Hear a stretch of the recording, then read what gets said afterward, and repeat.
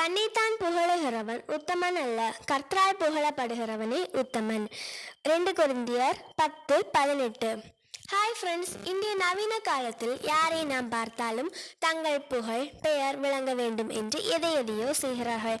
தங்களுடைய பெயர் புகழ் தங்கள் இருக்கும் ஊர் பட்டணம் தேசம் என எங்கும் பரவ வேண்டும். அனைவரும் தங்களை நல்லவர் பெரியவர் செல்வாக்கு மிக்கவர் என புகழ வேண்டும் என எதையோ செய்கிறார்கள்.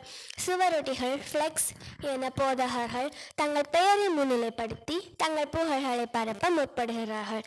இன்று அநேக கிறிஸ்தவ போதகர்கள் கூட தங்கள் பெயர் புகழ் தேசமெங்கும் பரவ வேண்டும் என தங்களை முதன்மைப்படுத்தி கிறிஸ்துவை பின்தள்ளுவதை நாம் பல நேரங்களில் பார்க்க முடியும். ஆனால் பரிசுத்த வேதாகமம் சொல்கிறது, தன்னைத்தான் புகழ்கிறவன் உத்தமன் இல்லை, கர்த்தரால் புகழப்பட வேண்டும். மோசே தேவ சமூகத்தில் எங்கும் உண்மையுள்ளவர். யோபு உத்தமர் சன்மார்க்கர் தேவனுக்கு பயந்தவர். தாவீது தேவனுடைய இருதயத்திற்கு ஏற்றவர் என தேவனால் புகழப்பட்டார்கள். இவர்களைப் போல நம்மை பார்த்து தேவன் என்ன சொல்வார் என்றுதான் நாம் பார்க்க வேண்டும். தேவன் நம்மை பார்த்து நற்சாட்சி கொடுக்க வேண்டும். மனிதரால் புகழப்படக்கூடாது.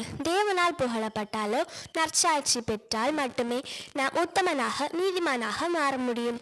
ஆம், நம்மை நாம் புகழாமல் மனித புகழ்ச்சியை நாடாமல் தேவனால் புகழப்பட்டு நீதிமானாக உத்தமனாக தேவ சமூகத்தில் காணப்பட தேவன் தாமே நமக்கு உதவி செய்வாராக. ஆமேன்.